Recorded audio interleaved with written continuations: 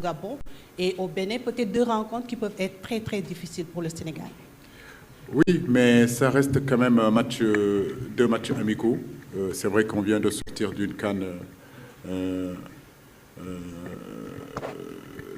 trop tôt, trop précoce, effectivement.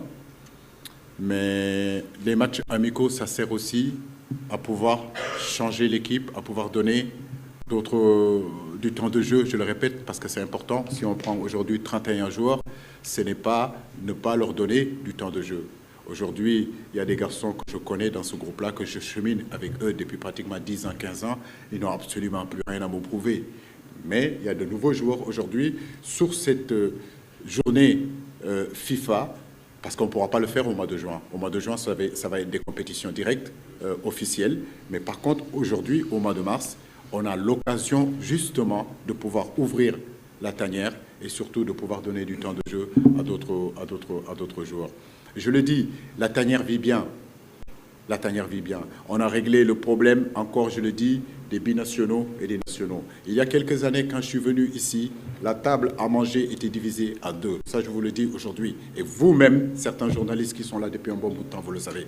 Il y avait un problème entre les binationaux, un problème avec les nationaux. Avec le temps, nous avons réglé tout ça. Et d'ailleurs, le capitaine de cette équipe est binational. Donc ça veut dire tout simplement qu'il n'y a plus de ce problème-là. On a réglé les problèmes entre les jeunes et les moins jeunes. Et vous l'avez vu à la CAN. Durant cette CAN, on a entendu des problèmes dans n'importe quelle équipe de cette CAN-là. Au Sénégal, on a toujours été correct, discipliné et on n'a jamais eu de problème.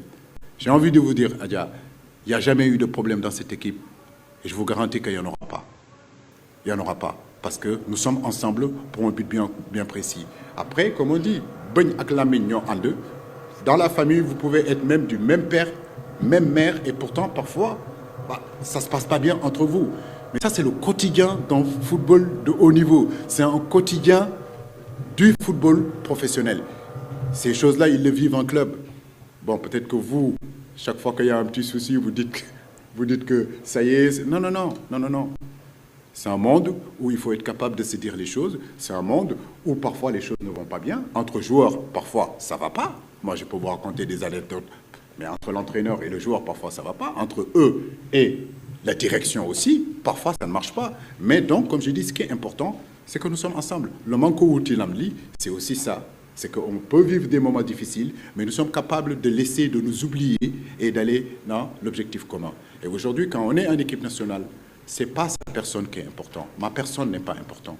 Ce qui est important, c'est qu'on a décidé de faire quelque chose ensemble, que chacun essaye de s'oublier et que tous nous œuvrons pour aller atteindre cet objectif-là, que tu sais, les Sénégalais, l'ont